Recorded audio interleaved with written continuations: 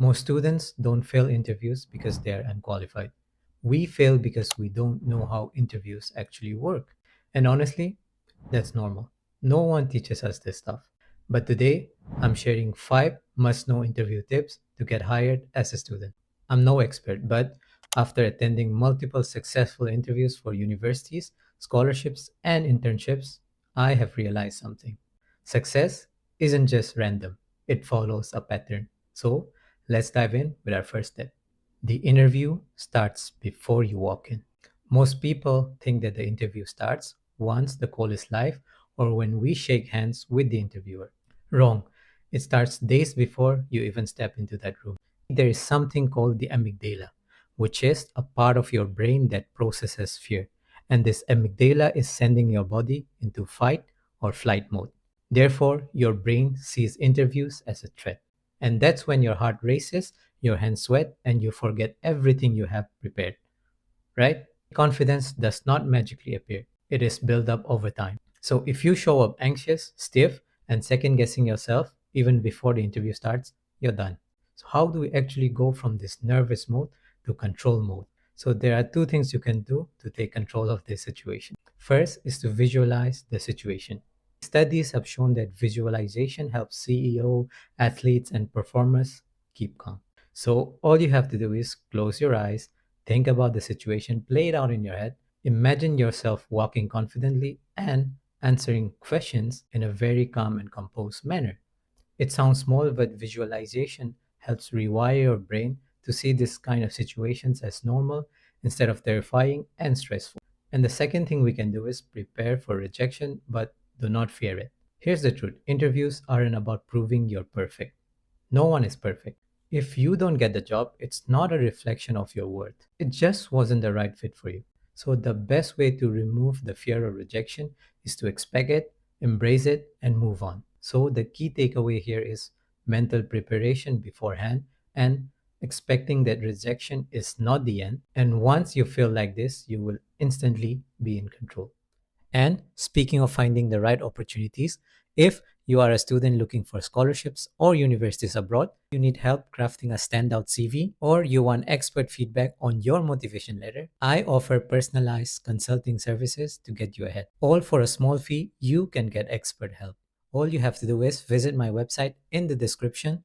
There, click on book now, and you fill the Google Forms, and I will take care of the rest because I have done this before. Now it's my turn to help you out. Now, let's move on to tip number 2, which is the more you know, the stronger you stand. Most students walk into interviews unprepared. We go on YouTube, we end up watching some videos and try to memorize some answers. When we are busy rehearsing these answers, we completely forget to research about the company or the role. Big mistake. Why? Because interviewers do not just want the right answers, they want to see that you actually care. So, here is how to research like a pro in just 30 minutes. Step 1 is to understand the company's mission. And this is very simple. All you have to do is just visit the company's website. It might be on the homepage. If not, just click on the About Us section. There you can check out what is their goal and what kind of employees they value. And second is to break down the job description. So look at the skills and responsibilities listed in the job description. Then highlight the skills and responsibilities that match your experience. So after this, step number 3 is connecting yourself to the role. You see, most people might just say, I want a job for experience as a student just after whatever I have done to get practical experience. But instead of saying this, say, for example, I notice this role values teamwork and problem solving. Here is what I have done before. Then tell what you have the experience for. But after all of these 3 simple steps, you might wonder, will this even work? Yes, it does. Why? Because it shows that you actually took time to understand the job and you have done your homework. And second, it makes your answer more accurate and more memorable. Third, and the most important, is that instead of just hoping that you have impressed them, you are giving them the exact reason why you are the right fit. So, with that in mind, let's move on to tip number 3. Stories beat statements every time. And I only realized this after failing my first 2 interviews. So, in order to understand this better, I'll give you 2 situations. Situation A: I'm a great leader. Now, listen to situation number B. In my last group project, we had communication issues. I set up weekly check ins, kept everyone accountable, and we ended up finishing 2 days early.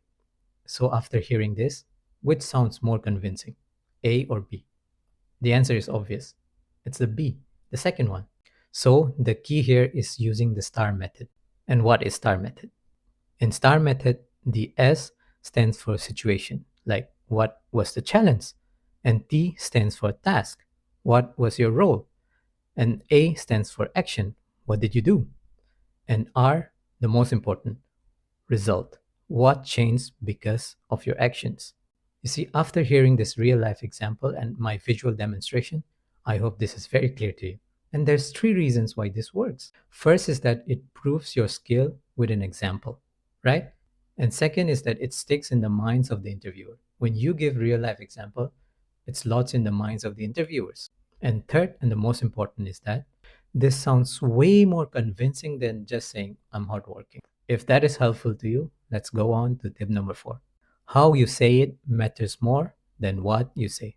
So here is something no one tells you. Your words don't matter as much as you think they do. You see, according to Albert Mehrabian, a researcher of body language, he broke down the components of face to face conversation and found that communication is 55% nonverbal, 38% vocal, and 7% words only. So, this 55-38-7 formula means that your body language, tone, and energy matters more than your answers in a lot of situations. So, in order to make you understand better, I'll do a quick demonstration. And by the end of this demonstration, comment down below which one sounds more presentable and convincing. Let's say the interviewer is asking, tell me about yourself. So this is situation 1. My name is Sinhay Bangambam. I studied my bachelor's in India in agriculture, bachelor's in agriculture. I worked for some time as an intern and I met a lot of good professors and researchers that helped me do research and get real hands-on experience. Now this is situation number 2. Good morning. My name is Sinhay Bangambam. I completed my bachelor's in agriculture in India, and here I am pursuing my master's in plant breeding under the Erasmus Mundus program. I'm looking for internship opportunities to expand my real-life practical experience. So comment down below which one sounds more presentable and convincing. You see, there are 3 key takeaways from this demonstration. First is eye contact, not a dead stare, just steady, natural contact. And second is posture. Sit up properly, not like really stiff, not like slouch, just natural. And number 3, smile when you're talking. Do not overdo it, just naturally. And again, if I have to reiterate why this works, it's just of 2 simple reasons. The first being people do not always hire the most qualified person. They hire a person who is confident and prepared. So the key takeaway here is that if you get your body language right, you will stand out. And sometimes they do, even if your answers were not perfect. Now, on to our last tip. One interview won't make or break your future. So the best way to get a job is have options. Even if you think this interview went well, do not stop applying and looking for others. A huge mistake a lot of students make is that they put all of their effort into just one interview. And that just adds to the pressure of rejection and having no options at the same time. Just one interview won't decide your future.